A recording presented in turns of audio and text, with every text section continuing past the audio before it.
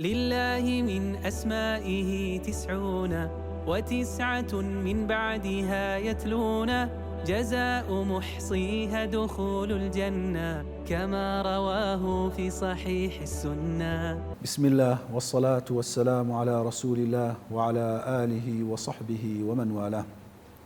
یەکێکی تر لە ناوە بەرز و پیرۆزەکانی خوای گەورە ناوی بەرزی الرؤوفە. الرؤوف بە مانای ئەو زاتەی کە خاوەنی سۆز و میهرەبانیە، ئەو زاتەی کە هەرچی سۆز و میهرەبانیە لە بۆ بەندەکانی لەلایەن ئەوەوە بەبێ مقابل دەری دەبڕیتن و ئەو خودایە خاوەنی بەزەییش ڕەحیمە. بەڵام وەکو زانایان دەفەرمون جیاوازیەک لە نێوان الرؤوف و الرەحیم هەیە، ئەگەر چی ماناکەیان لێک نزیکە کە مانای سۆز و بەزەییە، بەڵام الرؤوف زیاتر لە بۆ ئەو سۆز و بەزەییە کە کەسێک زیانی پێدەگا، خراپەیەکی توش دەبی، ناخۆشیەکی پێدەگا، ئەتوو سۆزت لە بەرامبەری دەجوولێ. وەکو ئێمە بە خۆمان دەڵێن دڵم پێی سوتا، سۆزت لە بەرامبەر دەجوولێ و حەز ناکەی ئەو زیانە، ئەو ناخۆشیە، ئەو ئەزیەتە، ئەو نەخۆشیە تووشی ئەو کەسەی بی دەچی یارمەتی دەدەی.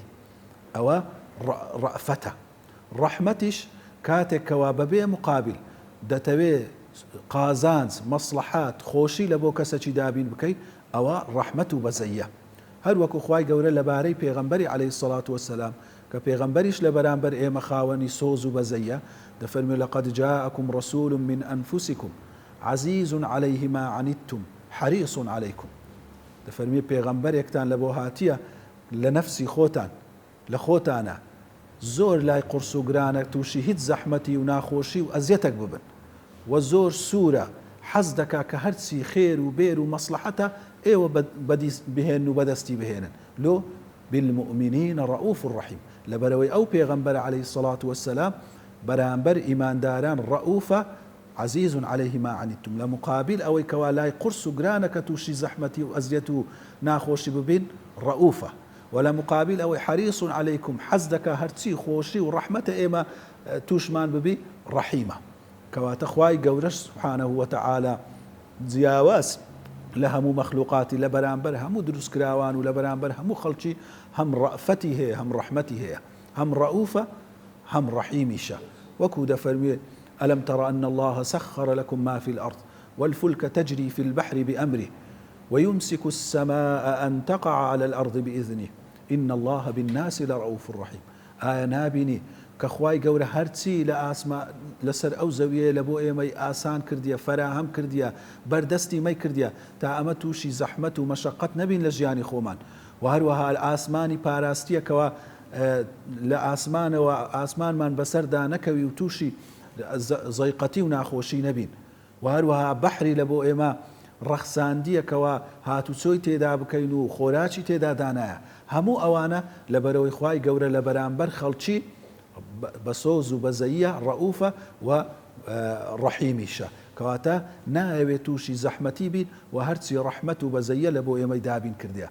و لە ڕەئفەت و سۆز و بەزەیی خوای گەورەیە کە خودای گەورە ئێمەی لە گومڕایی، لە تاریکی بەجێ نەهێشتیە، منهج و شریعەتەکی لە بۆ ئێمە ناردیە تا ئێمە لەسەر ئەو منهج و شریعەتە ژیانمان بەڕێ بکەین، تووشی زەحمەتی، تووشی زوڵم، تووشی لادان و خراپەکاری نەبین. وەکو دەفەرمێ هو الذي ينزل على عبده آيات بينات ليخرجكم من الظلمات إلى النور.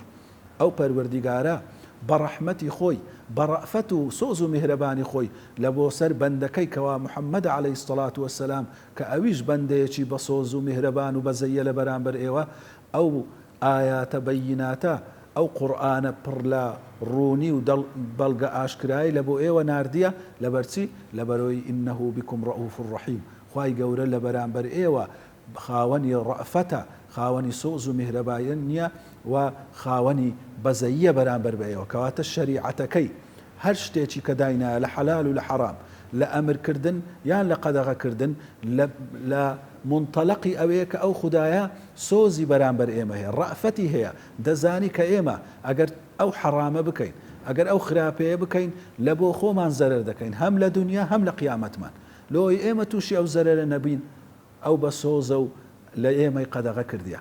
و هەروەها هەر شتێک لە مەسلحەت و قازانجی ئێمە بی لە دنیا و لە قیامەت، خوای گەورە ئەمری پێکردینە یانیش کردیتە سنەت و هانی داینە لە بۆەوەی ئێمە جێبەجێ بکەین لۆ لەبەرەوەی بەبەزەیە و حەز دەکا ئێمە هەرچی مەسلحەت و خۆشیە لە دنیا و لە قیامەت بەدەستی بهێنین و بەدی بهێنین.